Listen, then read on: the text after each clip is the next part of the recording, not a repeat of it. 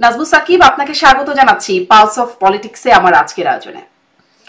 আপনাকে অসংখ্য ধন্যবাদ আমাকে আমন্ত্রণ করার জন্য। অনেক ধন্যবাদ আপনাকে যুক্ত হবার জন্য, আমাকে সময় দিচ্ছেন। অনেকগুলো বিষয় নিয়ে কথা বলতে চাই আপনার সাথে। বেশিরভাগই আসলে নেতিবাচক প্রসঙ্গ। ইতিবাচক প্রসঙ্গ দিয়ে শুরু করি। যে শুল্ক যেটি শুরুতে মার্কিন যুক্তরাষ্ট্র 37% আমাদের উপর, আমাদের বাংলাদেশি পণ্যের উপর আরোপ করেছিল, সেটি থেকে একটা নেগোসিয়েশনের মাধ্যমে এখন এসে দাঁড়িয়েছে 20%, যেটিকে সরকার একটা বিজয় হিসেবে দেখছে, ব্যবসায়ীরাও স্বস্তি প্রকাশ করছে। যদিও এর বিনিময়ে আমরা দেখেছি 25টি বোয়িং কিনতে হয়েছে আমাদের, এরকম ভারত ভিয়েতনামও কিনেছে। আর যেটি আমরা বুঝতে পারছি না, এটি তো আমরা দেখলাম যে 25টি বোয়িং কিনেছে, এটি ভিন্ন কথা, যে প্রয়োজনীয়তা কতটা ছিল সেটি নিয়ে প্রশ্ন। কিন্তু যেটি এনডিএ বা নন ডিসক্লোজার অ্যাগ্রিমেন্ট, গোপন চুক্তি যেটি হলো, সেটি আমরা আসলে কিছুই জানি না এই বিষয়ে। এখানে কি শঙ্কার কিছু আছে? জি, আপনাকে ধন্যবাদ। আসলে অবশ্যই এখানে শঙ্কার কিছু রয়েছে, কারণ এখানে দেখবেন যে যারা সরকারের পক্ষে বয়ান তৈরি করার চেষ্টা করছে তারা বলার চেষ্টা করছে যে এটা তো আসলে মানে গোপনীয়তার চুক্তি বা গোপন চুক্তি, এভাবে নানাভাবে তারা এটাকে বলার চেষ্টা করছে যে এটা আসলে গোপনীয়তার চুক্তি আর গোপন চুক্তি দুটোর মধ্যে পার্থক্য রয়েছে। এভাবে তারা তাদের মতো করে ন্যারেটিভ দাঁড় করাবার চেষ্টা করছে, কিন্তু কথা হচ্ছে যে আপনি যখনই একটা মানে এনডিএ আমেরিকার সাথে যখন আপনি করতে যাবেন, সেখানে তারা আপনার উপরে অনেক ধরনের কিন্তু মানে শর্ত লাগিয়ে দেবে, এবং এটাই বাস্তবতা। এবং আমিও কিন্তু গত সপ্তাহে আমার একটা অনুষ্ঠানে আমি একদম ভেঙে ভেঙে বলেছি যে এগুলো যেগুলো আমাদের কাছে গোপন করা হয়েছে আসলে সেখানে কি ছিল। তো এখানে অনেক শর্ত তারা চাপিয়ে দিয়েছে আমাদের উপরে। এবং আপনি নিশ্চয়ই জানেন যে অনুসন্ধানী সাংবাদিক জুলকার নায়ান স্যার সামি তিনিও কিন্তু এটা বিস্তারিত তিনি ফাঁস করে দিয়েছেন তার ফেসবুক প্রোফাইলে। তো যে চুক্তিগুলো হয়েছে নিঃসন্দেহে সেগুলো আমাদেরকে উদ্বেগের কারণ। আর তার আপনি কি চেয়েও বড় একটু কথা, সামারি করে বলবেন আসলে মানে কোন জায়গাগুলো বেশি উদ্বেগের বলে মনে হচ্ছে আপনার কাছে? আমার দর্শকরা যারা যারা আসলে সবকিছু বিষয় একসাথে দেখে নাই, আপনার প্রোগ্রামটাও বা জুলকার নাইন স্যারের পোস্টটাও, তারাও হয়তো একবারই জেনে যাবেন। জি, এখানে অনেকগুলো বিষয়ের মধ্যে যেমন আপনার প্রথমে উল্লেখযোগ্য হচ্ছে যে আমাদের যে মেডিকেল যে ইকুইপমেন্ট গুলো রয়েছে, সেখানে দেখা যাচ্ছে যে তাদের থেকে আমাদের ইকুইপমেন্ট নিতে হবে, বা আমাদের যে মানে সামরিক যে সরঞ্জাম সরঞ্জাম আমাদের তাদের থেকেই নিতে হবে। তো এইভাবে দেখা যাচ্ছে যে অনেক ক্ষেত্রে আমরা আমাদের যে একটা মানে স্বাধীনতা বা আমাদের যে একটা ক্রয়ের স্বাধীনতা সেটা তারা কেড়ে নিচ্ছে। আবার এট দ্য সেম টাইম তারা দেখা যাচ্ছে যে আমাদের আহ, দেশের বন্দর কিভাবে চলবে ওটাও তারা আমাদেরকে বলে দেওয়ার চেষ্টা করছে, বা তারা আমাদের এখানে ওই যে জাতিসংঘের যে একটা অফিস হবে এটাও আমাদেরকে নিতে হচ্ছে। তো এভাবে দেখা যাচ্ছে যে তারা এখানে নানা ধরনের অযাচিত শর্ত আমাদেরকে জারি করে দিচ্ছে। এবং এগুলো যে আমরা মানছি, যেমন যেমন এই যে আপনি যেটা একটু আগে বলছিলেন যে যে বোয়িং ক্রয়ের যে বিষয়টা, তো এই এই বোয়িং আপনি দেখেন যে অন্য যাদের কমানো হয়েছে, যেমন শ্রীলঙ্কা তাদেরও কিন্তু 20% শুল্ক, পাকিস্তান তাদের আমাদের থেকে কম 19%, ইন্দোনেশিয়া তাদের 19%, এবং মালয়েশিয়া তাদেরও 19%। তারা কি বোয়িং ক্রয় করেছে? এই যে আমি যে দেশগুলোর নাম বললাম তারা কি এ ধরনের কোনো এনডিএ তে সাইন করেছে? তারা তো করেনি। তো তারা তো আমাদের চেয়ে আরো 1% কম পেয়েছে ক্ষেত্র বিশেষে।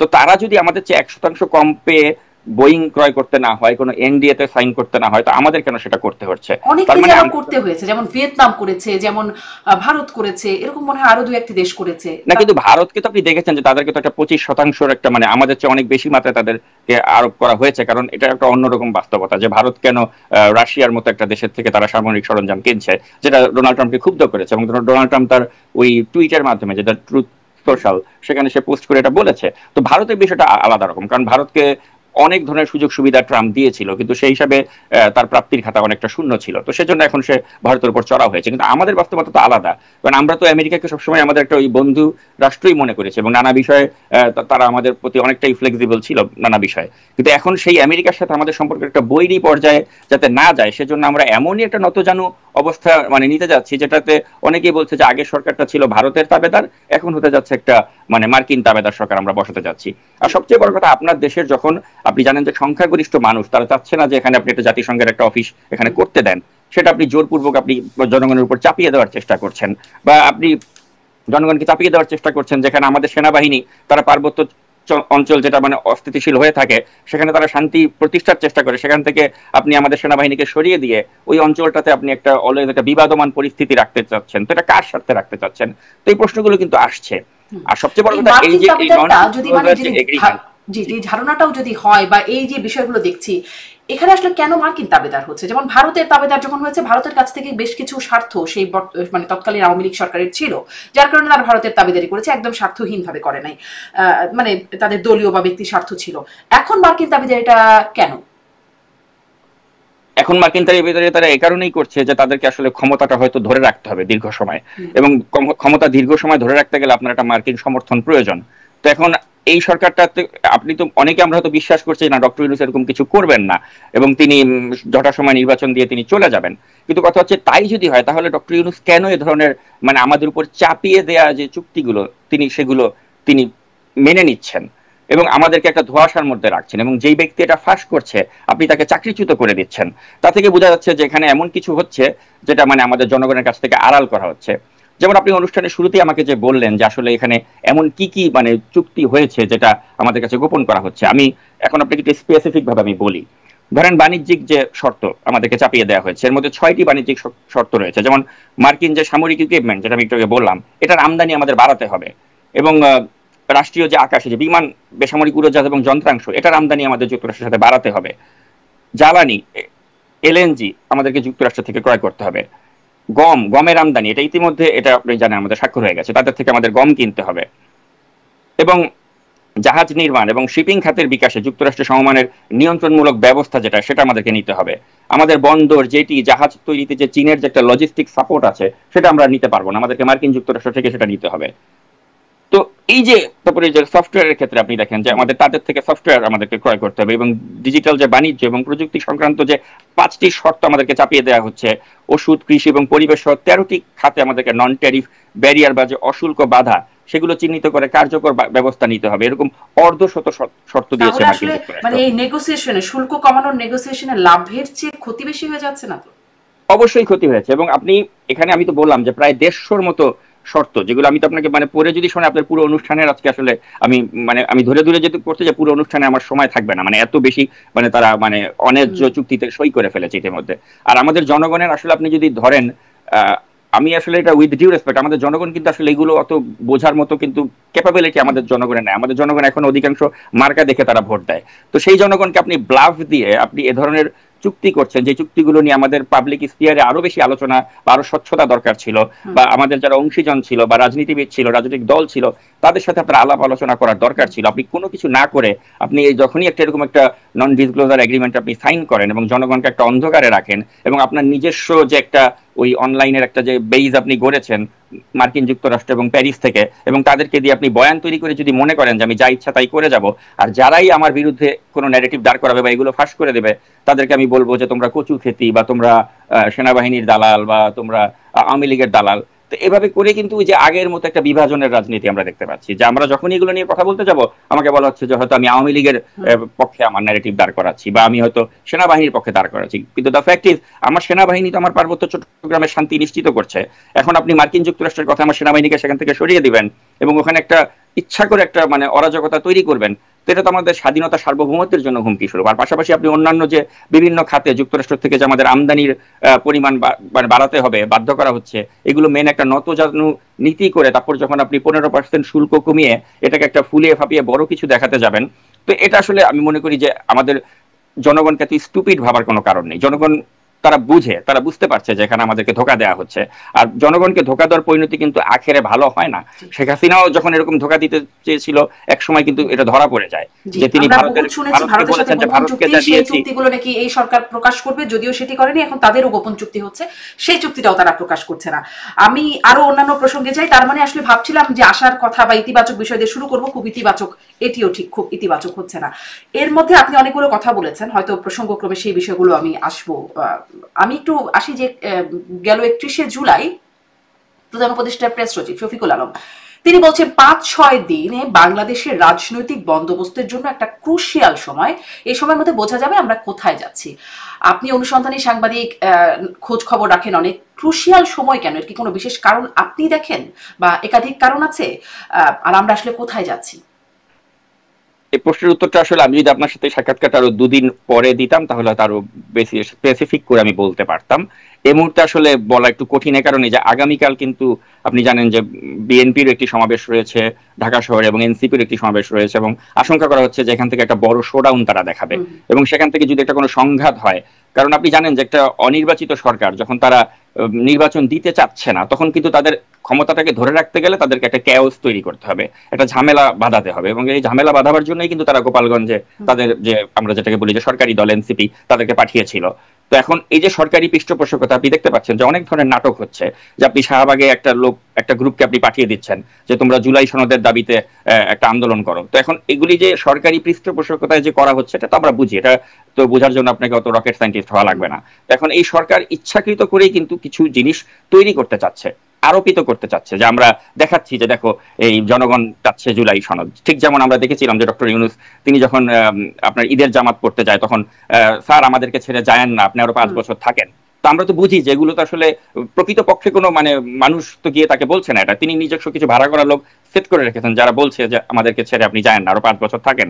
তো এই যে বয়ানগুলো তৈরি করা হচ্ছে, এবং এই যে আপনি যার কথা বললেন যে প্রধান উপদেষ্টার প্রেস সচিব যে মিস্টার শফিকুল আলম, তিনিও যখন আবার ওটাকে আবার ফেসবুকে শেয়ার করছেন এবং বলছেন যে জনগণ 5 বছর চায় আমরা থাকি।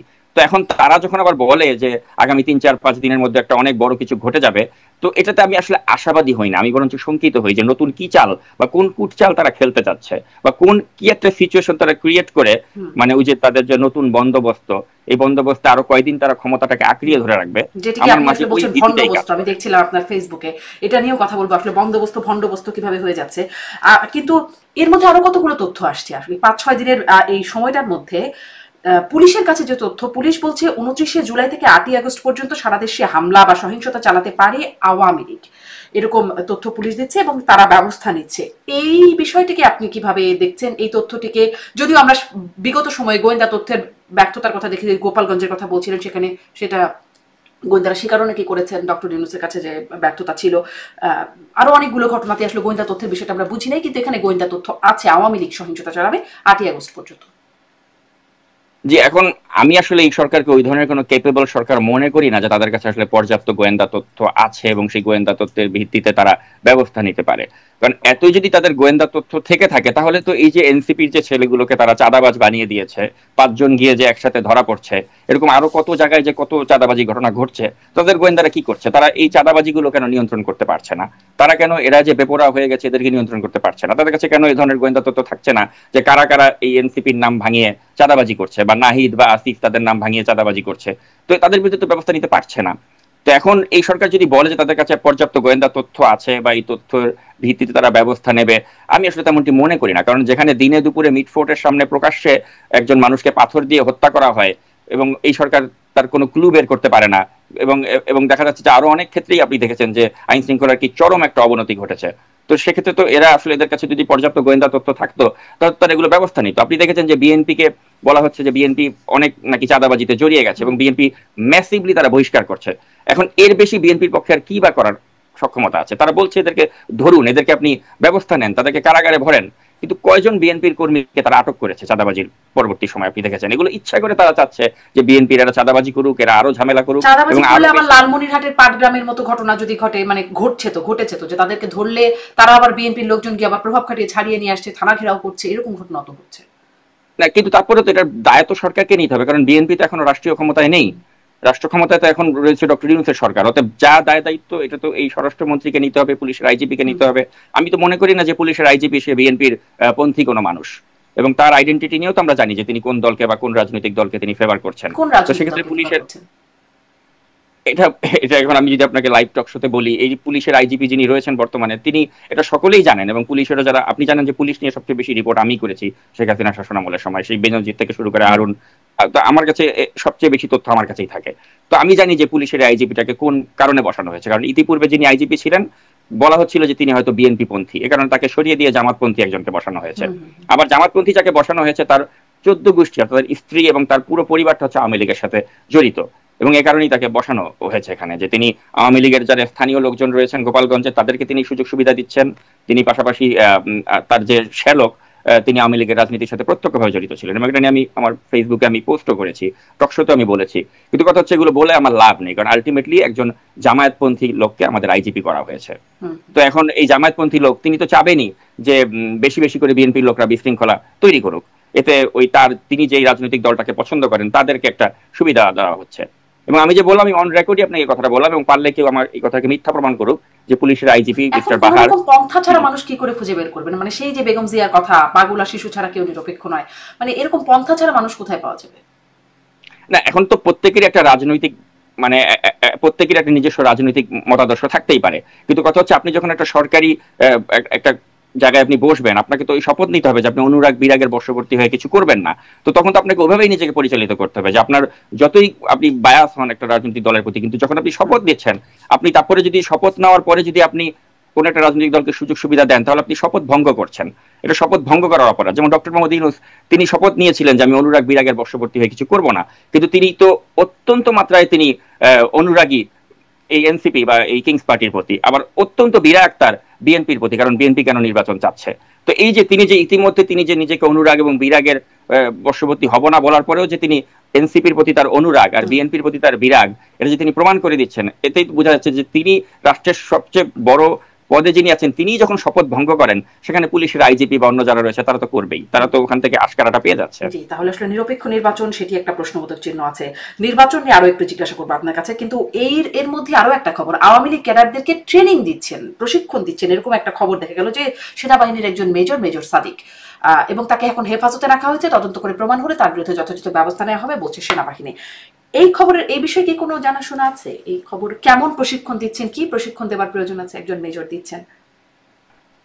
যে এখন এটা এটা দায়ী যিনি মেজর, তাকে তো মানে এখন এটা যেহেতু তথ্যটা এসেছে, এখন এটা নিয়ে তো আরো বেশি করে অনুসন্ধান করা উচিত। আমাদের স্বরাষ্ট্রমন্ত্রী রয়েছেন, তারা কি করছেন, তারা এটা নিয়ে অনুসন্ধান করুক এবং যিনি দায়ী হবেন তাকে অবশ্যই বিচারের আওতায় আনবেন।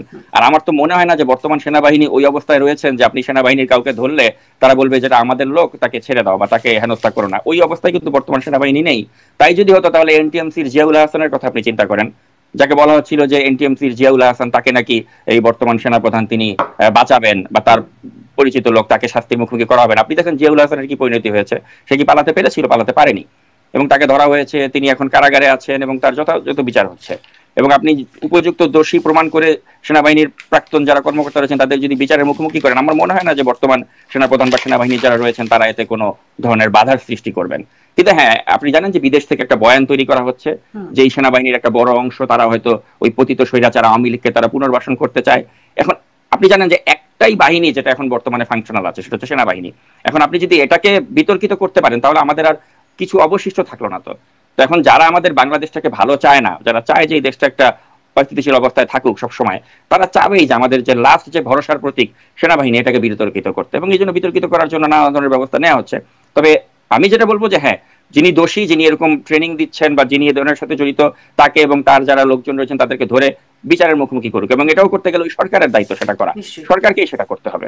নিশ্চয়ই। একটু আসি এবারে, একটা কদিন ধরে খুব আলোচনা হচ্ছে এনসিপি প্রধান নাহিদ ইসলামের একটি ফেসবুক পোস্ট, যেখানে তিনি আসলে বেশ অন্ততপক্ষে 3 জনকে অভিযুক্ত করছেন, মিথ্যাচারের অভিযোগ করছেন বা অসত্য বলার অভিযোগ করছেন। হচ্ছে মির্জা ফখরুল ইসলাম আলমগীরের বিরুদ্ধে, শিবির নেতা সাদিক কায়েমের বিরুদ্ধে অভিযোগ করছেন, এবং জুলকারনাইন স্যারের বিরুদ্ধেও তিনি একটা অভিযোগ করছেন, সাংবাদিক জুলকারনাইন স্যার। একটা একটা করে আসি। প্রথমে তিনি আসলে 1 নাম্বার 2 নাম্বার এরকম করে দিচ্ছেন। প্রথমে তিনি বলছেন বিএনপি মহাসচিব জনাব মির্জা ফখরুল সম্প্রতি একটা সাক্ষাৎকারে বলেছেন জাতীয় সরকারের কোনো প্রস্তাবনা ছাত্রদের পক্ষ থেকে তাদের দেয়া হয়নি, তার মধ্যে তারা অন্য মাধ্যমে এই প্রস্তাবনা পেয়েছিল, এই বক্তব্যটি সত্য নয়। আপনি এর গণঅভ্যুত্থানের আগে থেকেই বিষয়গুলোর সাথে জড়িত আছেন, গণঅভ্যুত্থানের পর একবার দেশেও গিয়েছিলেন, মানে কে মিথ্যা বলছেন, নাহিদ ইসলাম নাকি মির্জা ফখরুল ইসলাম, বা কার বক্তব্যটি সত্য কারটা অসত্য, আপনি কি কোনো দিতে পারেন কোনো তথ্য?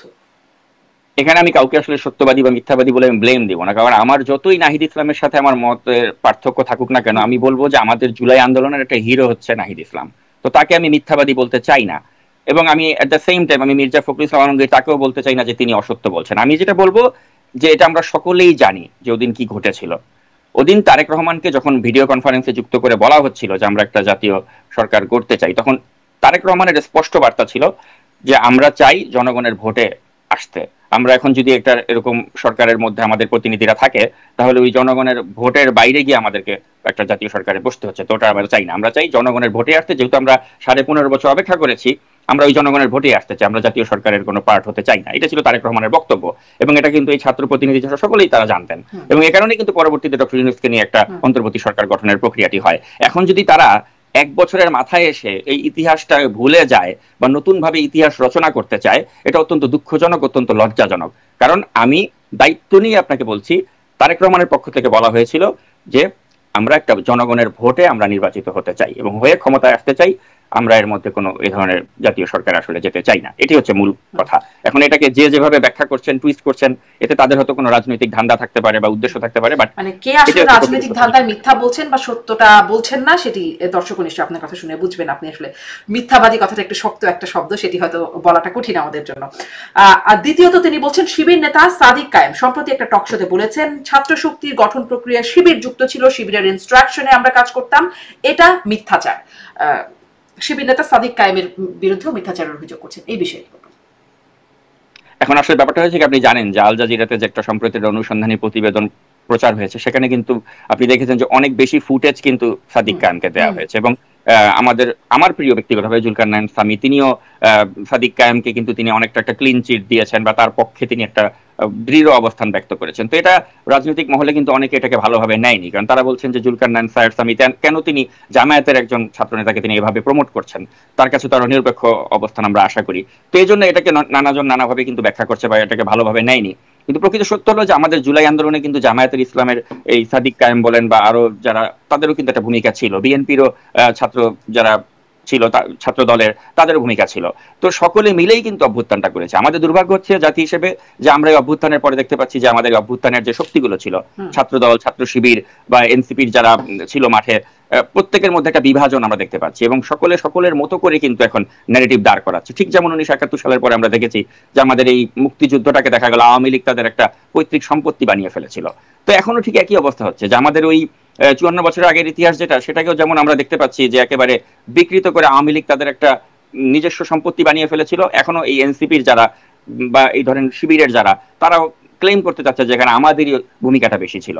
কিন্তু কার কি ভূমিকা ছিল এটা কিন্তু আপনি জানেন যে টুডে অর টুমোরো ইতিহাস কিন্তু মূল্যায়ন করবে যার যে ভূমিকা ছিল। এরকম নানান ভাবে বিকৃত হয়েই যায়। এক কথা বলতে বলতে মানুষের কাছে আসলে মানুষ তো আর সব ঘটনা গিয়ে গিয়ে দেখে নাই যে কার সাথে কি আলোচনা হয়েছিল, কে কোন জায়গায় নেতৃত্ব দিচ্ছিল, সব তো আসলে ক্যামেরার সামনে হয় নাই, মানুষ দেখে নাই। মানুষের তো বুঝতে কষ্ট হবে, মানুষ তো বিভ্রান্ত হবে, তাই নয় কি? ইতিহাসের যেগুলো ধ্রুব সত্য থাকে সেগুলো আপনি কখনো ওগুলো আপনি মুছতে পারবেন না। এটা ধরেন ধ্রুব সত্যই এখন আপনারা যারা গণঅভ্যুত্থানের পেছনে কাজ করেছেন এক একজন এক একভাবে ব্যাখ্যা করছেন, তাহলে আসলে ধ্রুব সত্যটা মানুষ কিভাবে বুঝবে? মানুষ বুঝতে পারে। আপনি ধ্রুব সত্য হচ্ছে যে 1971 সালে আমাদের মহান মুক্তিযুদ্ধে জামায়াত শিবির তারা রাজাকার আলবদর আল সামস ছিল। এখন যদি জামায়াত শিবির বলে যে না মহান মুক্তিযুদ্ধের সময় আমরা মুক্তিযুদ্ধের পক্ষে ছিলাম, ওই ন্যারেটিভ তো তারা করতে পারবে না দাঁড় করাতে। তো ওটাও যেমন ধ্রুব সত্য ইতিহাসের, ঠিক এই ইতিহাসেরও ধ্রুব সত্য 24 আন্দোলনে ওই যে 71 সালে আমাদের যে মুক্তিযুদ্ধের বিরোধী যে শক্তিটা ছিল, তারা আবার এই ফ্যাসিস্ট হাসিনার উৎখাতের ক্ষেত্রে একটা পজিটিভ ভূমিকা রেখেছিল। অতএব ওই কৃতিত্ব তাদেরকে আমরা দেবই।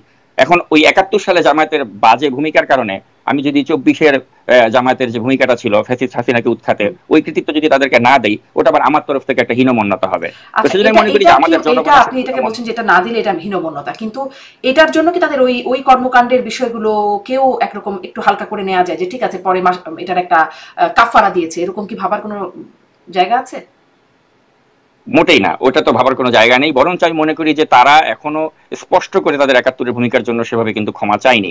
যেভাবে চাচ্ছে সেটা আসলে ওইভাবে ফর্মালি ওভাবে কিন্তু মানে তারা ওইভাবে চাচ্ছে না, এবং চাওয়ার মধ্যেও আন্তরিকতার ছাপ আমি দেখতে পাচ্ছি না। এবং আমি মনে করি যে বাংলাদেশে যদি জামায়াত ইসলামী তারা রাজনীতি করতে চায়, তাদের 71-এর ইস্যুতে স্পষ্ট করে তাদেরকে বলতে হবে যে তারা তাদের ওই অতীত কর্মকাণ্ডের জন্য তারা ক্ষমা প্রার্থী। এবং সেই ক্ষমা না চাওয়া পর্যন্ত আসলে আমি তো কখনোই ব্যক্তিগতভাবে আমি আইডেন্টিটি পলিটিক্সের পক্ষে নই, ধর্মভিত্তিক রাজনীতির আমি পক্ষে নই। তো এই জন্য আমার তো অবশ্যই সেখানে আমার তো একটা অবজেকশন আছেই জামাতের রাজনীতি। তারপরেও যদি তারা জনগণের ভোটের মাধ্যমে যদি জামায়াতের লোকজন রাষ্ট্র ক্ষমতায় আসতে পারে, সেক্ষেত্রে আমার কোনো আপত্তি থাকবে না। কিন্তু তার আগে আমি মনে করি তাদেরকে 71-এর কৃতকর্মের জন্য ক্ষমা চাইতে হবে। স্পষ্ট আপনি বলছিলেন যে এখানে আর কি কার কতটা ক্রেডিট সেটি নিয়ে সকলে মিলেই আসলে এটি করেছে। তারপরে ক্রেডিট নিয়ে যে একটা কদিন আগে এই কথাটাও প্রচলিত হচ্ছিল, কামড়াকামড়ি শুরু হয়ে গেছে গণঅভ্যুত্থানের ক্রেডিট নিয়ে। তো সেখানে আসলে আরো কিছু বিষয় আছে, গণঅভ্যুত্থানের পর থেকে বিষয়গুলো আসছে। যেমন মার্কিন স্টেট ডিপার্টমেন্টের কর্মকর্তা মাইক বেন্স, সাবেক কর্মকর্তা, তিনি বলেছেন এটাকে রেজিম চেঞ্জ এবং এর পেছনে যুক্তরাষ্ট্রের ভূমিকার কথা ইঙ্গিত করছেন। আওয়ামী লীগের প্রতি যুক্তরাষ্ট্রের একটা অপছন্দের জায়গা ছিল, যেটি আসলে স্পষ্ট হচ্ছিল। অর্থনীতিবিদ জেফরি স্যাক্স তার যে বক্তব্য, তার যে লেখনী, সেখানে তিনি বলছেন যে পাকিস্তানের মতো বাংলাদেশেও রেজিম চেঞ্জে যুক্তরাষ্ট্রের প্রভাব খাটাতে পারে। তার পরবর্তীতে গণঅভ্যুত্থানের পক্ষের শক্তি ফরহাদ নাসার, তিনিও বলছেন জেফরি স্যাক্সের কথা তো ফেলে দেওয়া যায় না। মানে যুক্তরাষ্ট্রের ক্রেডিট কতটুকু এই গণঅভ্যুত্থানে? আমি মনে করি যে বাংলাদেশ কেন, মানে আপনি পাকিস্তানের কথা যদি ধরেন বা পার্শ্ববর্তী দেশগুলোর কথা যদি ধরেন, যে কোনো একটা ফ্যাসিবাদী বা স্বৈরাচারী সরকারের পতনের ক্ষেত্রে যুক্তরাষ্ট্রের একটা যদি আপনার পুরোপুরি বিরোধিতা থাকে, সেক্ষেত্রে কিন্তু আপনি আসলে সফল হতে পারেন না। এটাই বাস্তবতা, যে যুক্তরাষ্ট্রের একটা প্রত্যক্ষ বা পরোক্ষ ভূমিকা থাকতে হয়। আর যদি সেটা না থাকে, সেক্ষেত্রে আপনি একটা স্বৈরাচারী সরকারকে চাইলেই কিন্তু ফেলে দিতে পারেন না। আপনি দেখেছেন যে 18 সালে একটা রাতের ভোটে নির্বাচন করে তারা টিকে গেল, 14 সালে একটা বিনা ভোটে নির্বাচন করে টিকে গেল, 24 সালে একটা ডামি ভোটে নির্বাচন করে তারা টিকে গেল। তো তখন যদি যুক্তরাষ্ট্রের ন্যূনতম মানে সমর্থন যদি হাসিনার প্রতি না থাকতো, তাহলে কিন্তু হাসিনা কন্টিনিউ করতে পারতো না। তাহলে এই কিন্তু জন্যই কি সেই দাবিদারিটা বর্তমান ইউনূস সরকারও করছেন? আপনি বলছিলেন মার্কিন দাবিদারি করছে। না, মার্কিন তাবেদারির যে বিষয়টা হচ্ছে, ইউনূস সরকারের উদ্দেশ্যটা বড় অন্যরকম। তারা চাচ্ছে যে একটা অন্তর্বর্তী সরকার হিসেবে এসেও তারা দীর্ঘমেয়াদে ক্ষমতায় থাকতে চাচ্ছে। একটা অন্তর্বর্তী সরকারের কাজ কি? যে দ্রুততম সময়ে নির্বাচন দিয়ে সরে যাওয়া। কিন্তু যখনই আপনি দেখবেন যে একটা অন্তর্বর্তী সরকার, তারা এ ধরনের একটা এনডিএ তো প্রথমত তারা সাইন করতে পারে না, তাদের ওই এখতিয়ার নেই। তারা এসেছে নির্বাচনকালীন সরকার, নির্বাচন করে দিয়ে তারা চলে যাবে। কিন্তু তারা তো এটা বিশ্বাসই করে না যে তারা একটা নির্বাচনকালীন সরকার। তারা মনে করছে তারা অনেক কিছু করার মতো তাদের এখতিয়ার রয়েছে। তো তাদের এখতিয়ারের বাইরে যখন তারা কাজ করবে, তখন তো তাদেরকে আসলে ওই ধরনের কুটচালের আশ্রয় নিতে হবে। বা সচিব অবশ্য বলেছিলেন তাদের নাকি সবকিছু করবার ম্যান্ডেট আছে। আপনার এই কথা থেকে একটু যাই যে তারা দীর্ঘ সময় অন্তর্বর্তী সরকার নির্বাচন, দীর্ঘ সময় থাকার যে প্রত্যাশা, সেটির কথা আপনি বলছেন। এখানে প্রেস সচিব ওই যে 5-6 দিন ক্রুশিয়াল সময়, তার সেই বক্তব্যের মধ্যেই তিনি বলছেন যে কিন্তু একটা বিষয় নিশ্চিত থাকেন, নির্বাচন দেরি হবে না। নির্বাচন প্রধান উপদেষ্টা ডক্টর ইউনূস যে সময় বলেছেন তার থেকে একদিনও দেরি হবে না। কবে থেকে একদিনও দেরি হবে না বুঝতে পারছেন কিনা? প্রধান উপদেষ্টা প্রথমে বলেছিলেন, আবার কোট করছি, প্রধান উপদেষ্টা প্রথমে বলেছিলেন নির্বাচন এপ্রিলের প্রথমার্ধে, পরবর্তীতে লন্ডনে বলা হয়েছে যদি অনেকগুলো সংস্কার হয় এবং বিচারের কাজগুলো এগিয়ে যায় সেক্ষেত্রে এটা ফেব্রুয়ারিতে হবে। তারা যেই জায়গায় সেই জায়গায় এখনো আছেন, একদিনও দেরি হবে না বলেছে তিনি মন্তব্য করছেন। আপনি এটা কি বোঝা যাচ্ছে এখন কোথা থেকে আসলে একদিনও দেরি হবে না? এবং উপদেষ্টারা নাকি যার যার কাজে ফিরে যেতে চান, আসলে কি তাই নাকি আসলে তারা চেয়ারের মজা পাচ্ছেন? অবশ্যই তারা চেয়ারের মজা পাচ্ছেন, কারণ চেয়ারের মজা যদি তারা নাই পেতেন, তাহলে তাদেরকে কেন এ সময় এসে একটা এরকম নন ডিসক্লোজার এগ্রিমেন্টে সাইন করতে হলো? তারা যদি নাই পেতেন, তাহলে কেন তাদেরকে 25টি বোয়িং বিমান ক্রয় করতে হলো, যেখানে আপনি জানেন যে বোয়িং এর বিমানগুলো এখন দুর্ঘটনা প্রবণ, যেখানে এয়ারবাস এখন গ্লোবালি মানুষ এয়ারবাসের দিকে ঝুঁকছে, যেখানে বোয়িং মানে কেনার কথা এই মুহূর্তে এসে অন্তত কেউ ভাবছে না। তো এই সরকার যখন সেই বোয়িং কিনে আমাদের রাষ্ট্রীয় এই বিমান বাহিনীকে একটা এত বড় একটা ঋণের বোঝায় ফেলে দিচ্ছে, তো এইগুলো কিন্তু আপনাকে মানে লক্ষণ কিন্তু ভালো ইন্ডিকেট করে না। তো এই জন্যই মনে করি যে এই এনডি এর কথা বলেন বা বোয়িং ক্রয় করা বলেন, বা এই যে জাতিসংঘের যে একটা অফিস স্থাপনের বিষয়গুলো বলেন, এগুলো করার এখতিয়ার প্রথমত এই সরকারের নেই। একটা অন্তর্বর্তী সরকার এ ধরনের বড় বড় সিদ্ধান্ত নিতে পারে না। এখতিয়ারের বাইরে গিয়ে তারা যখন কাজগুলো করছে, তখনই কিন্তু আমাদের সন্দেহটা তীব্র হয়। এখন তারা মুখে বলছে যে হ্যাঁ, আমরা দ্রুততম সময় ইলেকশন দিয়ে আমরা চলে যাব, আমরা এর বেশি থাকবো না, কিন্তু আপনি তার কার্যকলাপ দেখেন। একটা রাজনীতিবিদ শাহাদাত হোসেন সেলিম, তিনি যখন তাদের সাথে দেখা করলেন, তিনি বের হয়ে কি বললেন, যে তিনি প্রধান উপদেষ্টা তাকে বলেছেন যে এই যদি দেশের অবস্থা হয়, তাহলে আসলে নির্বাচন কি করে আমি সময় মতো দেব। এটা তো মানে 1 সপ্তাহ আগের ঘটনা না, এই শাহাদাত হোসেন সেলিম তিনি এটা বললেন। তো এখন তারা তার সাথে যখন মিটিং করে এসে বাইরে বের হয়ে এসে যখন তারা এই ধরনের কথা বলেন, তখন কিন্তু আমরা উদ্বিগ্ন হই যে আসলে কি তিনি নির্বাচন দিবেন কিনা। এখন দেখা যাচ্ছে যে এই যে রাজনীতিবিদদের সাথে তার যে কথা হলো, এবং তিনি যে তাদেরকে বললেন যে নির্বাচনের শিডিউল তিনি আগামী 4-5 দিনের মধ্যে ঘোষণা করবেন, সেটা কিন্তু প্রধান উপদেষ্টার প্রেস উইং এর পক্ষ থেকে কিন্তু সেটা তারা কিন্তু চেপে গেছে। তো এগুলো কিন্তু আমাদেরকে একটা ভয় দেয়। আবার এদিকে শফিকুল আলম, তিনি আবার বলছেন যে না, আমরা বেশি সময় থাকবো না, আমরা নির্বাচন যথাসময় দিয়ে দেব। কিন্তু তারপর আসলে তাদের কথা আমরা এখনো ভরসা করার মতো কোনো কারণ পাচ্ছি না, কারণ আমরা দেখতে পাচ্ছি যে তারা তাদের যে যে কিংস পার্টি এনসিপি কে মাঠে নামিয়ে নিয়ে তারা অনেক ধরনের কুটচালের আশ্রয় নিচ্ছে। আর যখনই একটা সরকার আপনি দেখবেন, হাসিনা যেমন অনেক কুটচাল নিয়ে আমাদের কাছে অজনপ্রিয় হয়ে গিয়েছিল, এই সরকার কিন্তু নানা ধরনের এইসব কুটচালের আশ্রয় নিয়ে আমাদের কাছে অজনপ্রিয় হচ্ছে এবং একটা সন্দেহের আমাদের সৃষ্টি করছে আমাদের মনের ভেতরে। কারণ আপনি দেখেন, এই যে শাহবাগে তারা যে কর্মসূচিগুলো করাচ্ছে জুলাই সনদের দাবিতে, আমরা তো সকলেই জানি যে এগুলো তারা স্টেট স্পন্সর্ড, অর্থাৎ সরকারের পক্ষ থেকে এগুলো করানো হচ্ছে। তো যখনই একটা অন্তর্বর্তী সরকার আপনি দেখবেন যে তারা কিছু এ ধরনের অল্প বয়স্ক ছেলে পেলে তাদেরকে মাঠে নামিয়ে দিয়ে তার একটা রাজনৈতিক এজেন্ডা বাস্তবায়নের চেষ্টা করছে, তাদের মধ্যে যে আবার মারামারি হয়ে যাচ্ছে, সেটাও কি স্টেট স্পন্সর্ড? মানে একবার সে শাহবাগে দাঁড়াচ্ছে জুলাই যোদ্ধারা, আর এক পাশে জুলাই যোদ্ধারা আসছেন, তাদের মধ্যে মারামারি হয়ে যাচ্ছে। যারা আসলে পথ মানে চলাচল করছেন, তারা যখন কিছু বলছেন যে রাস্তা ছেড়ে দাও বা যেতে দাও, তখন বলছেন তোমরা আওয়ামী লীগ, এরকম কথাবার্তা বলছে। মানে এই সবকিছুর মধ্যে কি আসলে স্টেটকে আপনি দেখতে পাচ্ছেন বা সরকারের ভূমিকা দেখতে পাচ্ছেন? জি, অবশ্যই অবশ্যই। আমি আমি মনে করি এখানে সরকার একটা দূরভিসন্ধি রয়েছে, এবং সরকার অনেকটা গায়ে পড়ে চাচ্ছে যে একটা পরিস্থিতি সৃষ্টি করতে, যে পরিস্থিতি সৃষ্টি করার মাধ্যমেই তারা ক্ষমতাটাকে দীর্ঘায়িত করতে চাচ্ছে। আমি নাহিদ ইসলামের পোস্টের কথা বলছিলাম। তিনি তৃতীয় কয়েকটি অভিযোগের মধ্যে তৃতীয়টিতে বলছেন 2রা আগস্ট 2024 রাতে জুলকারনাইন সায়েররা একটি আর্মি কু করে সামরিক বাহিনীর একটি অংশের হাতে ক্ষমতা দিতে চেয়েছিল। এই উদ্দেশ্যে কথিত সেফ হাউসে থাকা ছাত্র সমন্বয়কদের চাপ প্রয়োগ করা হয়, থ্রেট করা হয় যাতে সেই রাতে ফেসবুকে তারা সরকার পতনের এক দফা ঘোষণা করে আর আমাদের সাথে যেন কোনো যোগাযোগ না রাখে। এই বিষয়ে সত্যতা আছে কিনা? এই বিষয়ের ন্যূনতম সত্যতা নেই, এবং এটা আমি দায়িত্ব নিয়ে বলছি। এ কারণেই বলছি যে আপনি দেখেন এই অভ্যুত্থানের পরবর্তী সময়গুলোতে আপনি জুলকারনাইন স্যারের যদি পোস্টগুলো খেয়াল করেন বা ওই সময় তার অবজারভেশন দেখেন, তিনি কিন্তু সেনাবাহিনী সম্পর্কে বা সেনা প্রধানের সম্পর্কে কিন্তু তিনি বেশ ক্রিটিক্যাল ছিলেন। অনেকগুলো বিষয়ে কিন্তু সেনা প্রধানের ব্যাপারে সে সমালোচনামূলক বক্তব্য রেখেছিল। এখন আমি যেহেতু সেনা প্রধানের, আপনি জানেন যে সর্বপ্রথম ইন্টারভিউ কিন্তু আমি নিয়েছিলাম, তো আমি যেহেতু তার ইন্টারভিউ নিয়েছিলাম, তার সাথে আমার একটা যোগাযোগ স্থাপন হয়েছিল এবং তার আশেপাশের সার্কেলের লোকজনের সাথে আমার কথাবার্তা হয়েছিল, তা আমি জানতাম যে এই লোকটা যতক্ষণ পর্যন্ত সেনাপ্রধান হিসেবে আছেন আমরা একটা দ্রুততম সময়ে একটা নির্বাচনের প্রত্যাশা করতে পারি। কারণ তিনি ওই 5ই আগস্টে তার যদি ক্ষমতার প্রতি অ্যাম্বিশন থাকতো তিনি তো ক্ষমতা নিতে পারতেন, তিনি তো নেননি। তো 5ই আগস্টেই যিনি ক্ষমতা নেননি তার তো ক্ষমতার প্রতি আসলে কোনো লোভ লালসা নেই, এবং তিনি দ্রুততর সময় ক্ষমতা হস্তান্তর যাতে হয় ওইটাই তিনি চাচ্ছেন, এবং তিনি প্রথম বলেছেন যে 18 মাসের মধ্যে একটা নির্বাচনের কথা। যে কারণে কিন্তু আজকে অনেকের কাছে তিনি অজনপ্রিয়, যে তিনি কেন সেনাবাহিনীর মানুষ হয়ে তিনি নির্বাচনের কথা বলছেন। তো এখন এই জুলকারনাইন সামি কিন্তু প্রথম দিকে একটু সেনাপ্রধানের প্রতি বা সেনাবাহিনীর প্রতি তিনি ক্রিটিক্যাল ছিলেন। তো যে ব্যক্তি তার প্রতি ক্রিটিক্যাল ছিল তাকেই যখন আপনি বলছেন যে তিনি একটা ওই 2 তারিখে একটা কু ঘটিয়ে তিনি সেনাবাহিনীর একটা পক্ষের কাছে ক্ষমতা হস্তান্তর করতে চাচ্ছেন, তো হস্তান্তর করলে তো জেনারেল ওয়াকারুজ্জামানের কাছে ক্ষমতা হস্তান্তর হতো। তো ওইটা যদি মানে ন্যূনতম ওইটার সাথে যদি জুলকারনাইন এর সম্পৃক্ততা থাকতো তাহলে পরবর্তী দিনগুলোতে তো তিনি সেনাবাহিনীর প্রতি এতটা ক্রিটিক্যাল হতেন না বা আইএসপিআর এর প্রতি এতটা ক্রিটিক্যাল হতেন না। পরবর্তীতে জুলকারনাইন সামি কিন্তু দেখলেন যে যখন সেনাবাহিনীকে নিয়ে একটা ষড়যন্ত্র হচ্ছে বা আইএসপিআর কে নিয়ে একটা ষড়যন্ত্র হচ্ছে, তখন দেখবেন যে জুলকারনাইন কিন্তু আস্তে আস্তে আবার তিনি কিন্তু এই সেনা প্রধান বা সেনাবাহিনী বা আইএসপিআর এদের পক্ষে তিনি স্ট্রংলি দাঁড়ালেন এবং দাঁড়ালেন। বা ক্ষমতা নেবার সেই উদ্দেশ্যটা বা ইচ্ছাটা সেই সময় ছিল না, আপনি সেটাকে একদম আউটরাইট। আপনি রাজপথের কথা চিন্তা করেন, সে সময় রাজপথে কি কি স্লোগান উঠছিল 4 তারিখে বা 3 তারিখে, যে এই মুহূর্তে দরকার সেনাবাহিনীর সরকার। তো এখানে জুলকারনাইন স্যারের তো কোনো কু করার দরকার নেই, জনগণই চাচ্ছে যে সেনাবাহিনী এই মুহূর্তে ক্ষমতা নিয়ে নেয়। তো ওই একটা মানে একটা সুন্দর একটা পরিস্থিতির মধ্যে যখন জেনারেল ওয়াকার ক্ষমতা গ্রহণ করেননি, এখন তাকে যদি আপনি এই ব্লেম দেন যে তিনি ক্ষমতার প্রতি তার কোনো মোহ আছে, তাহলে এটা আমি মনে করি যে জাস্ট নির্বোধের মতো কথা হচ্ছে। আর যারা এটা বলছে তারা, যেটা আমি একটু আগে আপনাকে বললাম, যে তাদের একটাই উদ্দেশ্য, আমাদের একটাই একটা ফাংশনাল একটা বাহিনী আছে যেখানে পুলিশ র্যাব সবকিছু একটা ভঙ্গুর অবস্থায় আছে, সেখানে একমাত্র সেনাবাহিনী একটা ফোর্স হিসেবে দাঁড়িয়ে আছে। এখন এটাকে বিতর্কিত করতে পারলে আপনি রাষ্ট্রের সবগুলোকেই তো মানে প্রতিষ্ঠানকে আপনি বিতর্কিত করে ফেলার সুযোগ পাচ্ছেন।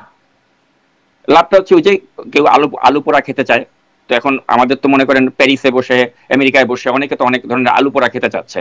যেমন আপনি লক্ষ্য করুন, যিনি প্যারিসে বসে আলু পোড়া খেতে চাচ্ছেন তিনি ডক্টর ইউনূস শপথ গ্রহণ করার পর থেকে সবার আগে সবচেয়ে ক্রিটিক্যাল ছিলেন ডক্টর ইউনূসের বিরুদ্ধে, এবং তার মতো এত সমালোচনা ওই সময় আর কেউ করেনি প্রথম 2 সপ্তাহ।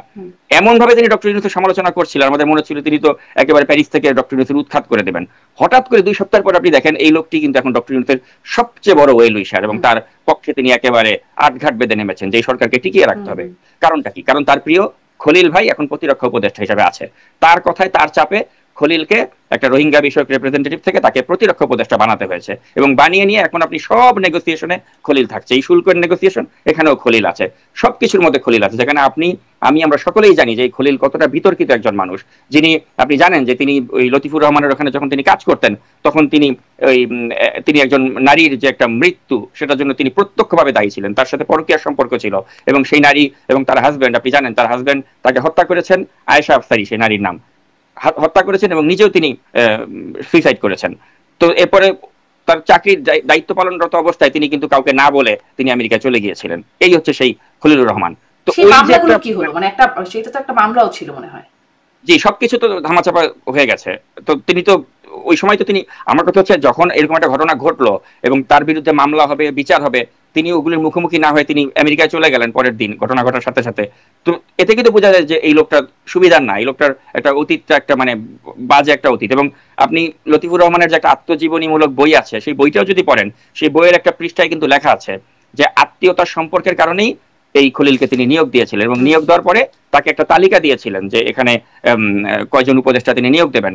তো ওইটা আবার তিনি তার হার্ড ড্রাইভে চুরি করে রেখে দিয়েছিলেন। ওটা লতিফুর রহমান তার বইতে লিখেছেন যে খলিল আমাকে না জানিয়ে তার পেন ড্রাইভে এই তালিকাটা রেখে দেয়। তো তখন থেকে তো তার মধ্যে একটা চৌর্যবৃত্তির স্বভাব, বা এই যে একজন মানুষের হাজবেন্ড তিনি যে পরকীয়ার কারণে তার স্ত্রীকে হত্যা করলেন, নিজে আত্মহত্যা করলেন, এই ধরনের মানে দায়গুলো যার মাথায় উপর রয়েছে, এই ধরনের একটা কন্ট্রোভার্সিয়াল ক্যারেক্টারকে কেন আমার দেশের নিরাপত্তা উপদেষ্টা বানাতে হবে? তো এখন বানানো হচ্ছে যেহেতু এখানে প্যারিস থেকে চাপ দেওয়া তিনি হচ্ছে। আবার সেই এনডিএ গুলো করে আসছেন আর কি, সেখানেও তিনি লিড রোল প্লে করছেন।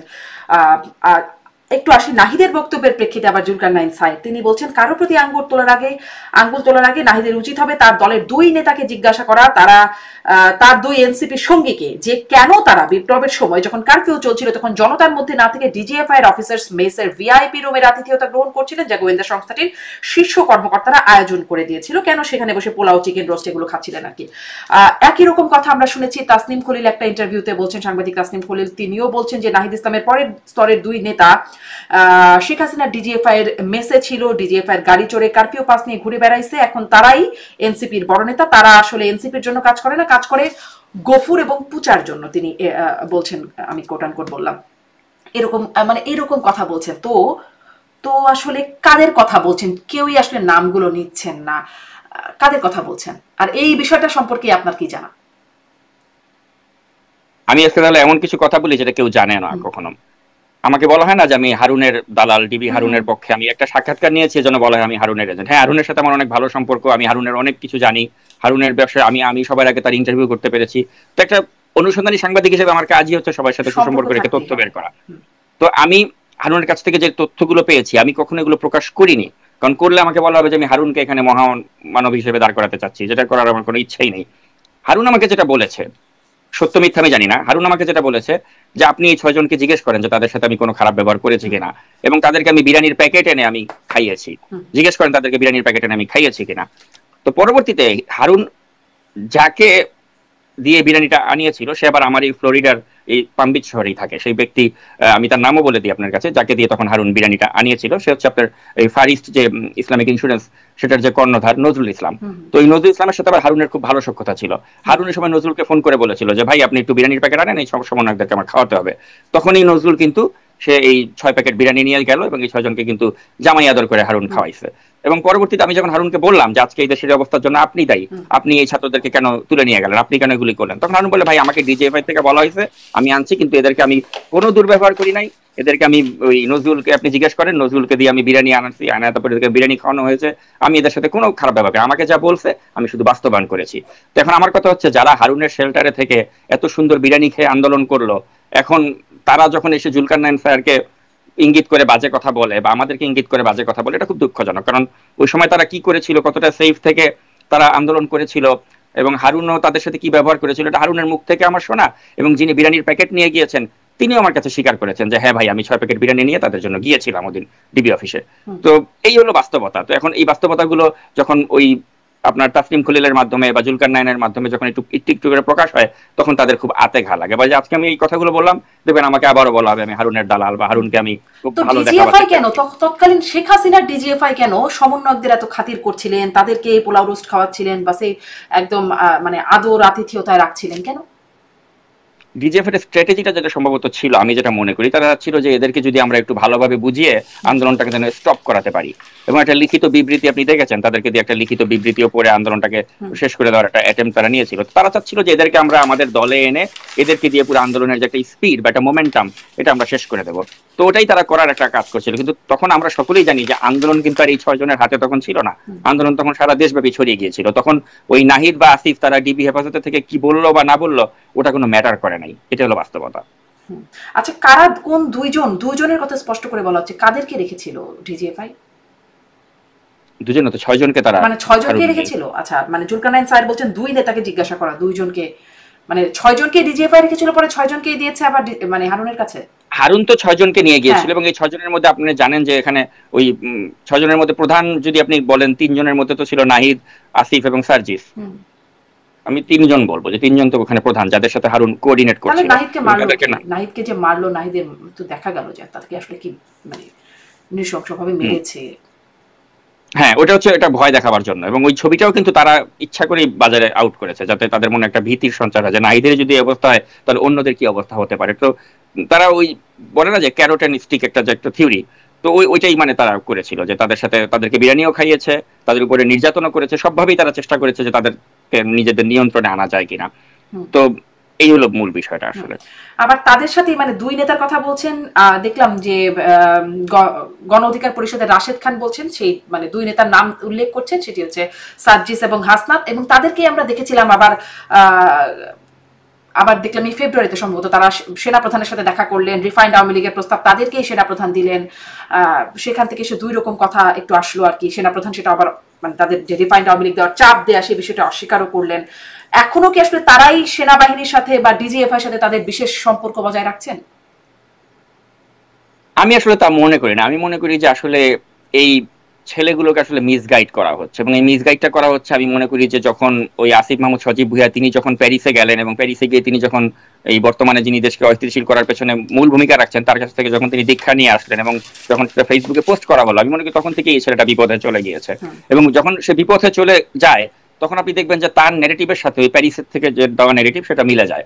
এখন আমি তাই দেখতে পাচ্ছি। তো এখন আসলে অনেক ক্ষেত্রে আমি মনে করি না যে আসিফ বা নাহিদ তারা যখন সেনাবাহিনীকে নিয়ে কোনো সমালোচনা করছে আসলে তাদের ব্রেইন থেকে আসা কোনো সমালোচনা, এগুলো হচ্ছে তাদেরকে যেভাবে আরোপিত করা হচ্ছে বা তাদেরকে শিখিয়ে দেওয়া হচ্ছে যে তুমি এখন এটা করো, এভাবে করো, করলে দেশের মানে তাদের যে ন্যারেটিভটা এস্টাবলিশ করা সঠিক হবে বা সুন্দর হবে, তারা করতে পারবে। যেমন আপনি দেখবেন যে এই তারেক রহমান যিনি আগে গণ অধিকার পরিষদ ছিলেন, পরে আম জনতার দল করলেন, এই তারেকও কিন্তু একসময় ওই প্যারিসের যিনি তার কথায় কিন্তু উঠতেন এবং বসতেন।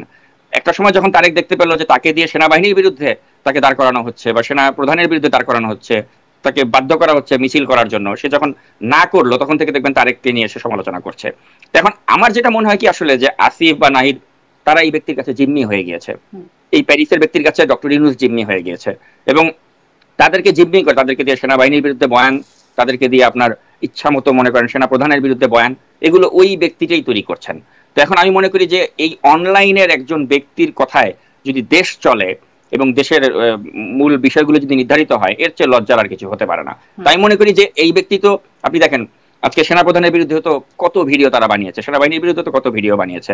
তো এখন আজকে যদি তাদের এই অন্যায্য চাপের কাছে যদি সেনাপ্রধান মাথা নত করতেন বা এই ডক্টর ইউনূস যেটা মাথা নত করেছেন, তাহলে কিন্তু আজকে সেনাবাহিনীকে নিয়েও তারা এত ক্রিটিক্যাল হতো না। তাদের চাহিদাটা মেনে নিলেই কিন্তু হয়ে যায়, তারা যেভাবে দেশটা চালাতে চাচ্ছে ওটা মেনে নিলেই কিন্তু হয়ে যায়। কিন্তু আমাদের দেশপ্রেমিক সেনাবাহিনী বলেন বা সেনাপ্রধান বলেন তাদের ওই অন্যায্য দাবির প্রতি সমর্থন জানান নেই। এই কারণে দেখবেন যে তাদের যত ভিডিও সব হচ্ছে প্যারিস থেকে, প্যারিসের ইশারায় দেশ চলছেন, মানে প্যারিসের অনলাইন অ্যাক্টিভিস্ট, নাম বলা হচ্ছে না এতক্ষণ ধরে, পিনাকি ভট্টাচার্য, তিনি আসলে প্যারিস থেকে অনলাইন অ্যাক্টিভিজম করছেন বা ইউটিউবে কথাবার্তা বলছেন। তো আপনি বারবার বলছেন যে আলু পোড়া খেতে চাচ্ছেন, মানে আলু পোড়া, একটু আগে বলছিলেন যে খলিলুর রহমানকে এই জায়গায় দেওয়া এটা একটা তার উদ্দেশ্যের জায়গা বা তার চাওয়ার জায়গা ছিল, আর কি মানে আলু পোড়াতে তিনি কি কি চান আসলে, তার উদ্দেশ্য কি বুঝতে পারেন আপনারা?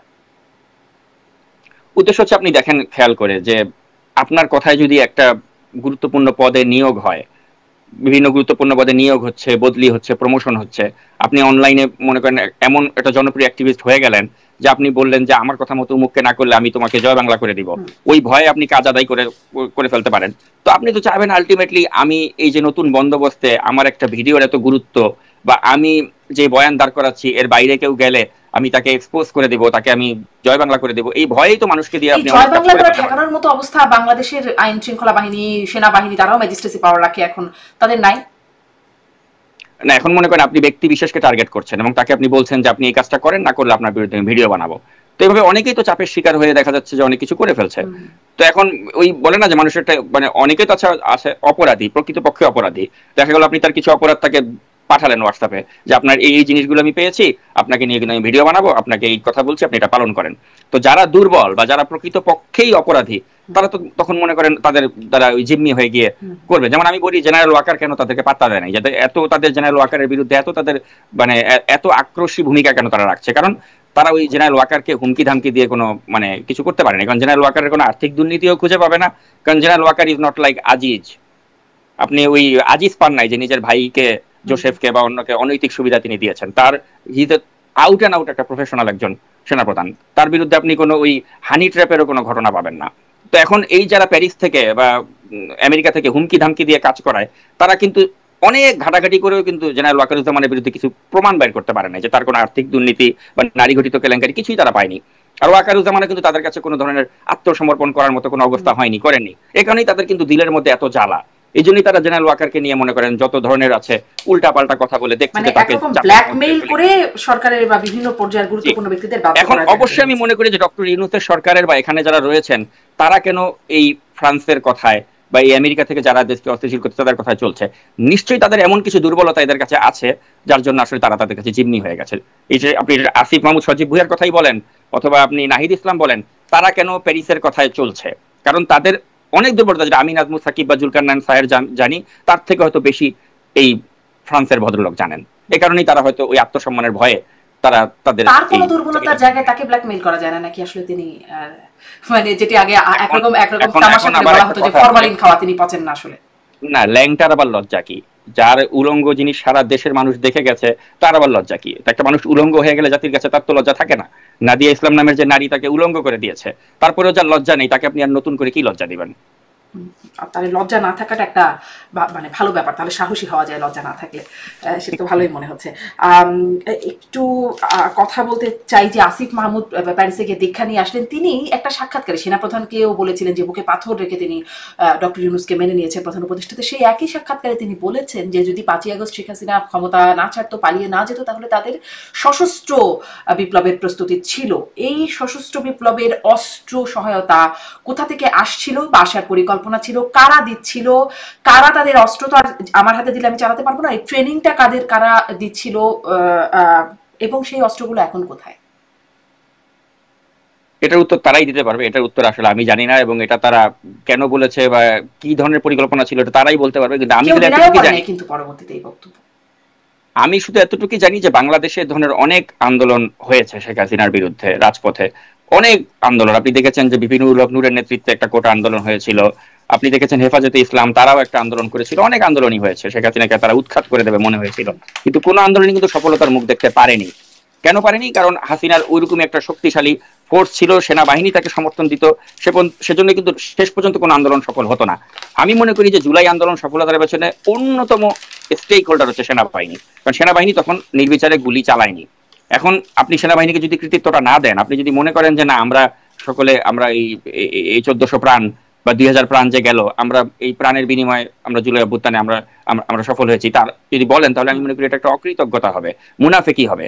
যেখানে আজকে এই সেনাপ্রধান তিনি যখন দরবার ডাকলেন, দরবার ডেকে যখন তিনি বললেন ওই যে আয়ুব বাচ্চুর গানের একটা রেফারেন্স তিনি টানলেন যে আরো বেশি কাঁদালে উড়া দেবো আকাশে, তো এই যে তাকে যে একটা চাপ দেওয়া হচ্ছিল, তিনি ওই সময় থেকে যে একটা রসিকতা করলেন এবং তিনি যে চাপটা নিলেন এবং নিয়ে যে তিনি শেখ হাসিনার মতো, যাকে বলা হয় যে তিনি শেখ হাসিনার বোন জামাই, তো এই বোন জামাই হওয়া সত্ত্বেও তিনি যে তখন তার নীতির প্রতি বা তার প্রফেশনালিজমের প্রতি অটুট থেকেছেন এবং তিনি জনতার উপর গুলি চালাননি 3 তারিখের পর থেকে, এবং তিনি যে তার বাহিনীকে স্ট্রিক্ট অর্ডার দিয়ে দিয়েছিলেন যে আমরা এই ধরনের জিনিসের আমরা অংশীদার হব না। এবং আপনি আল জাজিরার ডকুমেন্টারিতেও দেখবেন যে তিনি কিন্তু স্পষ্ট করে বলেছেন যে আমি শেখ হাসিনাকে বলেছি যে this will take you nowhere, তো you have to talk with the politicians. তিনি স্পষ্ট করে বলেছেন, তিনি শেখ হাসিনাকে কথা বলেছেন। শেখ হাসিনা পারলে বলুক তো যে এটা সেনাপ্রধান তাকে বলেননি। শেখ হাসিনা কিন্তু বলেননি যে এখানে ওয়াকারুজ্জামান মিথ্যা কথা বলেছে, তো তিনি তো সত্য কথাই বলেছেন, যেহেতু শেখ হাসিনা এটা প্রতিবাদ জানাননি। তো যেই সেনাপ্রধান 5ই আগস্টে শেখ হাসিনাকে মুখের উপর বলতে পারে যে this will take you nowhere, it has to stop and you have to talk with the politicians, তো এর মাধ্যমেই তো তিনি তার অবস্থান, তিনি জনতার পাশে ছিলেন প্রমাণ করে দিচ্ছেন। এখন যখন আপনি সেই মানুষটিকে যখন আপনি নানাভাবে এই আসিফ বা নাহিদ তারা যখন বলার চেষ্টা করছে যে সেনাপ্রধান তিনি বুকে পাথর দিয়ে মেনে নিয়েছেন বা সেনাবাহিনীর এই ভূমিকা ছিল সেই ভূমিকা ছিল বলে সেনাবাহিনীকে মেলাইন করার চেষ্টা করছেন বা সেনাপ্রধানকে মেলাইন করার চেষ্টা করছেন, আমি মনে করি এগুলো জাস্ট তাদেরকে শিখিয়ে দেওয়া হচ্ছে কোন একটা ভেস্টেড এজেন্ডা বাস্তবায়নের জন্য। এই বাচ্চা ছেলেগুলোকে একটা টুল হিসেবে ব্যবহার করা হচ্ছে আর তারাও ব্যবহৃত হচ্ছে। এবং অবশ্যই একদিন না একদিন এই প্রকৃত সত্যগুলো বের হবে যে কাদের চাপে কি কারণে তারা এই ধরনের কথাগুলো বলছে, এগুলো নিশ্চয়ই একদিন না একদিন এই সত্যগুলো বের হবে।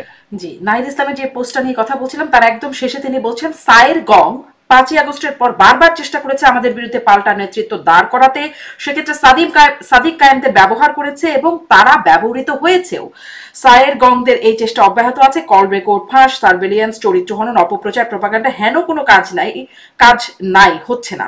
বাংলাদেশের সিটিং মন্ত্রীদের বিরুদ্ধে যত অপপ্রচার হচ্ছে এদেশের ইতিহাসে এরকম কখনো হয়েছে কিনা জানা নাই, কিন্তু মিথ্যার উপর বেশি দিন টেকা যায় না।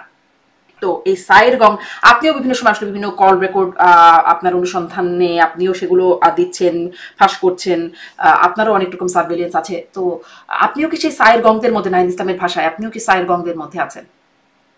হ্যাঁ অবশ্যই, এটা তো বোঝাই যায়। এখন তো সে আমার নাম নেয়নি, কিন্তু আমি তো বুঝতে পারছি এটা আমাকে সে ইঙ্গিত করেছে। তো এখন আমি বলতে চাই যে যদি আমার কোনো একটা কল রেকর্ড বা কোনো একটা তথ্য যদি আমি মিথ্যা দিয়ে থাকি, সেটাকে চ্যালেঞ্জ করুক।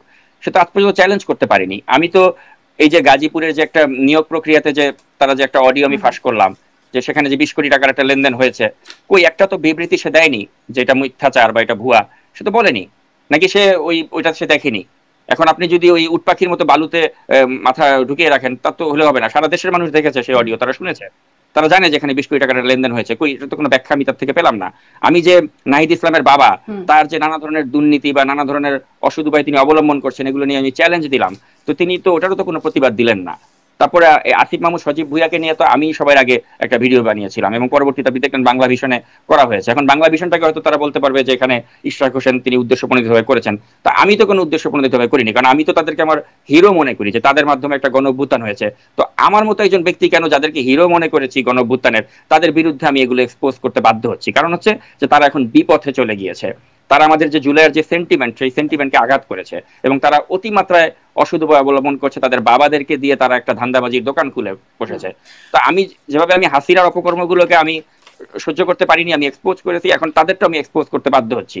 এবং তারা তাদের নিজেদের ভুলগুলো বা নিজেদের অপকর্মগুলো, এগুলোকে যদি এখন মনে করে যে একটা সিটিং মন্ত্রীর বিরুদ্ধে মিথ্যাচার হচ্ছে বা আমরা অপপ্রচার করছি, তো তাহলে তার প্রমাণ দিয়ে বলুক যে এখানে এটা মিথ্যাচার হয়েছে। হুম। এই যে আসিফ মাহমুদ সজীব ভুঁইয়ার বাবা বিল্লাল, তার বিরুদ্ধে আমরা যা যা দেখিয়েছি, সে পারলে একটা তথ্যকে বলুক তো যে এই তথ্যটা মিথ্যা, এটা অসত্য। তার বাবা কি ওইখানকার ওই যে ব্যক্তির সাথে, আওয়ামী লীগের দোসরের সাথে তার যে ছবি, ওই ছবিটাকে কি অস্বীকার করতে পারবে? ওই ব্যক্তি যে ট্রিপল মার্ডারের সাথে জড়িত, এটাকে সে অস্বীকার করতে পারবে? বিল্লাল এখন তো হোসেন ছবি নামের যে আসলে ব্যক্তি, অনেকের সাথেই অনেকের থাকে, মানে ছবি দিয়ে কি অনেক কিছু প্রমাণ করা যায়? শুধু ছবি কেন, আমি তো ভিডিও ফুটেজও দেখালাম যে ইউসুফ আব্দুল্লাহ হারুন, আওয়ামী লীগের যিনি ডামি ভোটের এমপি, তার নির্বাচনী হুম ক্যাম্পেইনে গিয়ে তো আসিফের বাবা তিনি নৌকার পক্ষে ভোট চেয়েছেন। তো এখন নৌকার পক্ষে ভোট চাওয়া, ওটাকে আমি বলছি না যে কোনো অন্যায় তিনি করেছেন। তার একটা রাজনৈতিক পক্ষ বিপক্ষ তিনি থাকতেই পারেন, কিন্তু তার চেয়ে বড় কথা, তিনি তো আওয়ামী লীগের দোসর যারা ওই এলাকার, তাদেরকে তিনি শেল্টার দিচ্ছেন, এবং এটা তো প্রমাণিত এখন। এবং তাদেরকে তিনি শেল্টার দেওয়ার মাধ্যমে তিনি নিজে বেনিফিটেড হচ্ছেন, হুম। এটাও সত্য। তো এখন এগুলোকে তিনি যদি ধামাচাপা দেন, এই যে যারা যে এই ভিকটিমের যারা পরিবারের সদস্য, তাদের যে আহাজারি, তাদের যে বুক ফাটা আর্তনাদ আমরা দেখলাম, এগুলো কি মিথ্যা? এই চোখের জলগুলো কি মিথ্যা? নাকি এরা ওই জাস্ট ওই ইশরাক হোসেন বলেছে দেখে তারা ক্যামেরার সামনে কান্নাকাটি করেছে? তা তো না। সত্য জিনিসটাই তো ইশরাক হোসেনের চ্যানেলে উন্মোচন হয়েছে। এখন তারা বলবে যে ইশরাক তাকে ওই মেয়র হিসেবে শপথ নিতে দেই নাই, এই কারণে সে উদ্দেশ্য প্রণোদিত হয়ে এটা বানাচ্ছে। কিন্তু এই এই প্রকৃত সত্য কি এটা আমরা জানি। ঘটনাগুলোকেই আপনি আসলে আপনার ফেসবুক পোস্টেও বা আপনার ফেসবুক ফলো করে যখন দেখি যে আপনি এগুলোকে তুলে ধরছেন, এবং সেখানেই আপনি বলছেন নতুন রাজনৈতিক বন্দোবস্তকে আপনি বলছেন ভণ্ডবস্তু। মানে আসলে পরিণতিটা কি এখন এরকমই হয়ে গেছে যে নতুন রাজনৈতিক বন্দোবস্তের কোনো আশা আসলে এখন আর নতুনরা দেখাতে পারছেন না? এই জায়গায় কি চলে গেলেন? জুলাই কি চুলায় চলে গেল? আমি মনে করি কি এক্ষেত্রে ডক্টর ইউনূসের একটা বড় ভূমিকা থাকতে পারতো। মানে তিনি একটা ওই যে বলে না যে লিডার, তিনি হি শুড হ্যাভ মানে লেড ফ্রম এক্সাম্পল, তার একটা উদাহরণ তৈরি করা উচিত ছিল। হুম তিনি কি করলেন? তিনি প্রথমে এসেই এক্সিকিউটিভ অর্ডার দিয়ে তার বিরুদ্ধে যতগুলি মামলা আছে তিনি শেষ করে দিলেন। তিনি তো আইনি প্রক্রিয়াই ফলো করলেন না প্রথমে। তার বিরুদ্ধে সবগুলো মামলা আমি ধরে নিলাম ভুয়া মামলা, হাসিনার দা উদ্দেশ্যপ্রণোদিত মামলা। কিন্তু তিনি আইনি প্রক্রিয়াতে না গিয়ে তিনি যখন এক্সিকিউটিভ অর্ডারে তার বিরুদ্ধে সবগুলো মামলাকে তিনি হুম। একদম শেষ করে দিলেন, ওটাই তো প্রশ্ন করে যে তাহলে তিনি তো আসলে এখানে তিনি ওই যে বললেন না অনুরাগ বিরাগের বশবর্তী হবেন না, তিনি তো প্রথমেই তার নিজের মামলাগুলোকে তিনি শেষ করে দিলেন। আমার বিরুদ্ধে যে এতগুলো মামলা ছিল, কই একটা মামলা তো প্রত্যাহার করা হয় নাই। তা আমার কি ইউনূসের চেয়ে কম ভূমিকা ছিল জুলাই আন্দোলনে? আমরা তো নিজেদের পরিবারের সদস্যদের জীবনকে বিপন্ন করেছিলাম। আমার বাংলাদেশে আত্মীয় স্বজন থাকতে পারতো না হাসিনার লোকজনের অত্যাচারের জ্বালায়। আমরা বাংলাদেশে যেতে পারিনি বছরের পর বছর ধরে। আমাদের মতো ত্যাগ কি ডক্টর ইউনূস স্বীকার করেছে? তো কই আমাদের বিরুদ্ধে তো একটা মামলা প্রত্যাহার হয় নাই। তার বিরুদ্ধে সবগুলো মামলা এক্সিকিউটিভ অর্ডার দিয়ে তিনি তুলে ফেলেন। তিনি গ্রামীণ কল্যাণের 666 কোটি টাকার কর তিনি মওকুফ করলেন। তিনি একটা বিশ্ববিদ্যালয়ের লাইসেন্স নিয়ে নিলেন। তিনি একটা মোবাইল ওয়ালেটের লাইসেন্স নিলেন। তিনি তার বান্ধবী তাকে তিনি স্বাস্থ্য উপদেষ্টা বানিয়ে দিলেন, যার স্বাস্থ্য সম্পর্কে কোনো আইডিয়া নাই। তিনি তার বান্ধবী লামিয়া মোর্শেদকে তিনি বানিয়ে দিলেন একটা মুখ্য সমন্বয়ক। তো এই যে তার নিজের লোকজন আত্মীয় স্বজনদেরকে বড় বড় পোস্টে বসিয়ে দিলেন। এই অপূর্ব জাহাঙ্গীর তাকে তিনি বানিয়ে দিলেন এই তার যুগ্ম প্রেস সচিব বানিয়ে দিলেন। তো এই যে তিনি যে তার নিজের লোকজনদেরকে বসিয়ে চট্টগ্রামের ভাই ব্রাদার বা হুম। নিজের পরিচিত লোকজনদেরকে দিয়ে তিনি যা করলেন, বা নিজের এই যে গ্রামীণকে যে এত বিশেষ সুবিধা তিনি দিলেন, 5 বছরের জন্য গ্রামীণের কর মওকুফ করলেন। তো এগুলো দেখে এই যে নাহিদ বা আসিফ তারা কি শিখছে? তারা শিখছে যে আমাদের মুরব্বী, এই মুরব্বী নিজেই তো তার এতগুলি ধান্দা বাগায় নিছে, তাহলে আমরা ধান্দা বাগায় নিতে সমস্যা কি? তারাও তাদের বাবাদেরকে লাগিয়ে দিছে যে তোমরাও ধান্দা বাগাও। তো এখন ব্যাপারটা হয়েছে কি, আমাদের জাতি হিসেবে দুর্ভাগ্য, হাসিনা যখন ছিল, হাসিনা তার শেখ পরিবারের লোকজনদেরকে দিয়ে ধান্দা বাগাইতো।